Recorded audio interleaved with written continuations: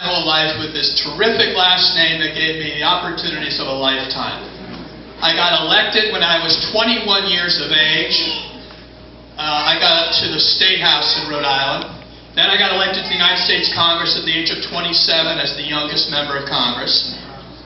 Of course, none of it had to do with my last name being Kennedy. It was my good looks and personality. That's what everyone had faith in politics, how we got ahead. But my new life is this new chapter. This little man's walking up. He's one of the many pages in that book, and here's the girl. There's many pages in that book.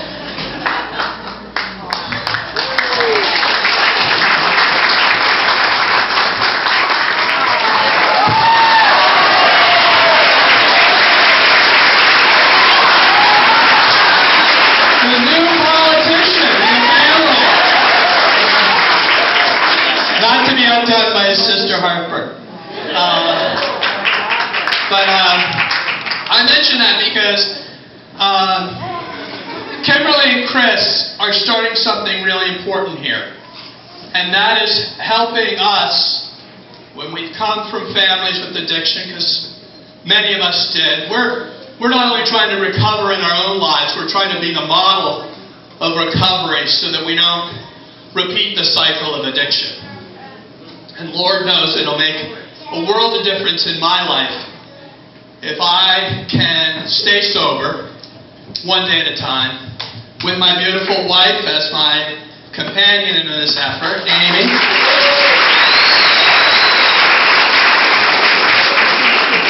I think I've got a couple hams.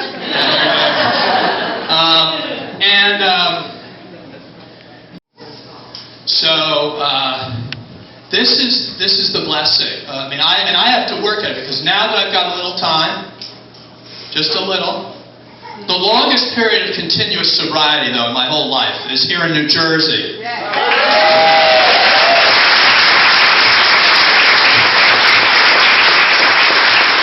Can you imagine? I got sober in Atlantic City. What's wrong with this picture?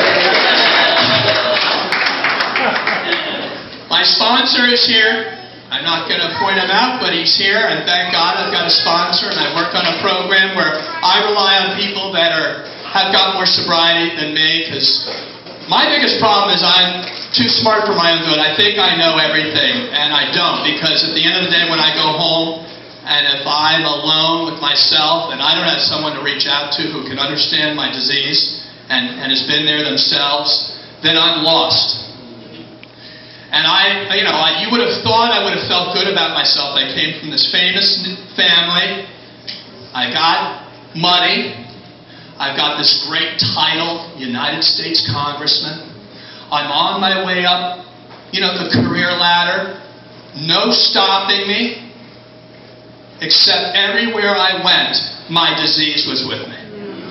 So I got arrested in the Los Angeles airport. I got arrested in the high seas by the Coast Guard. I got arrested on the streets of Washington, D.C. going to vote and not even knowing that I was driving the car. And, I thought my political life was over because it was splashed all over the newspaper, and, I was going to court, having to go to the basement of a courthouse and peeing a couple of times a week to make sure I was clean, or else I'd be going into jail as a sitting member of Congress. And, the amazing thing in all of it is this doesn't exempt anybody. These diseases affect every single family, no matter what your walk of life is. And ironically, while all of this was happening, I had signed on and this is an interesting story about stigma. As I pointed out earlier, was from Rhode Island, the smallest state in the country. I got elected the youngest member of Congress. And I was in the minority party when I first got elected, which means I am the lowest guy on the totem pole.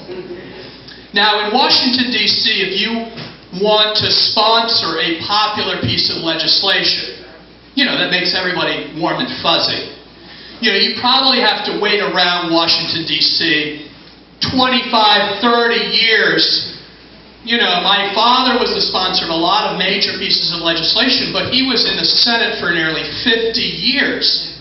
He was chairman of the big committees. So, of course, he got to put his name first on a popular bill because no one more junior than him could take his place. So to give you a sense of how popular the law that requires equal coverage of mental illness and substance use disorders was, I got to be the first name on the bill as the youngest member of Congress from the smallest state in the country and in the minority party, the lowest guy on the totem pole. Meaning there was no member of Congress that was rushing to beat me to the punch. I don't know why. Maybe they didn't like the words mental health and addiction next to their name. Maybe as politicians they were worried that the next thing that would happen was someone would ask them, do they have addiction in their family? And then, do they have substance use disorders in their family? That's why my colleagues didn't want to sign on to the bill. Now, fast forward. It took us at least 12 years before we actually had the bill passed in the House of Representatives on the desk in the Senate. The only reason this Mental Health Parity and Addiction Equity Act became law of the land in 2008 is because my father had brain cancer and his best friend in the Senate was sitting in for him on the Health Committee. And his name was Chris Dodd from Connecticut. And at the same time, Chris Dodd was also chairman of that thing called the Banking Committee. Now, some of you may have recalled what happened in 2008. The stock market dropped, the banks went belly up, and our economy was heading for another Great Depression. And so the Congress had to do something dramatic. So the Congress took over $800 billion out of the taxpayers' money to bail out the most unpopular people in the country. Jamie Dimon, all those Bank of America, and those big bankers that got us into the problem in the first place. I mean, no one wanted to give these people who lost all the money and made the bet on bad real estate deals. I talked to Chris, I said, if we don't pass this thing, the bill was sitting on the desk in the Senate. It was the end of September. We were about to go out run for re-election. Of course, that was number one in our minds, right? Getting re-elected. And so if we had one more vote, and that was the TARP bill, the Toxic Asset Relief Program. And I knew the moment we voted for that, everybody would head home, and we'd have to start the whole process next time, if we were lucky enough to get half as successful as this time. So Chris Dodd said, I'll do you a favor. I can put the $800 billion bailout of the banks, which everybody needs to vote for, on H.R. 1424, the Mental Health Parity and Addiction Equity Act. So you're looking at the guy that not only was the sponsor of the law that requires insurance companies to treat the brain like any other organ in the body, but you're also looking at the sponsor of the largest federal bailout of our banks in American history. And said, wouldn't it be good if we treated our brothers and sisters with substance use disorders and mental illness the same as those that have diabetes or cancer or cardiovasculars? It's not as if we just did it because it was the enlightened thing to do. We did it because of chicanery. Because we managed to work the system, and for our benefit, it worked out. Now, here's where it's falling short, as Jennifer Hansen can tell you, trying to fight to get these recovery houses and centers going. We have it as a law, but we don't have it in practice. So what we need to do now, and we have Representative Lobiondo's office here, and we have the prosecutor's office here, and we have the people running for United States Congress here. We have candidates for state representative. This is the change politically. All these people are here. The good news for our fellows is that we need to do what we can, one by one, to save them, but we also are citizens.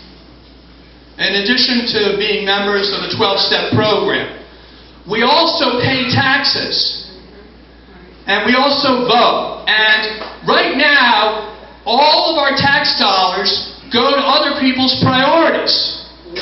God bless them, they're good priorities.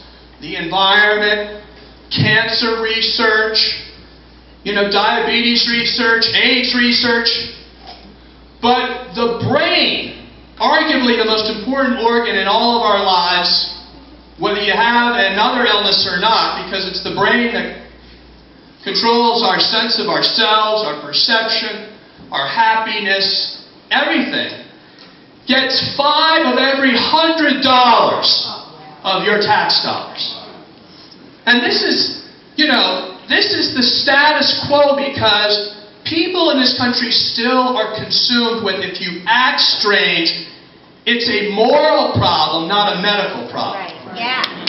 If you act weird, if have quote-unquote criminal behavior, it's a character problem, not a chemistry problem.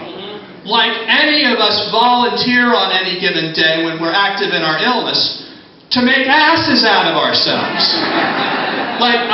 Seriously, if you said, I want to go out there today and alienate everyone that I love the most in life. I want to threaten my job security, put myself in danger, put others in danger. Seriously, that is contrary to every human instinct. And yet all of us did it. And people blamed us for making the choice. We voluntarily did this. We just go out and do it again.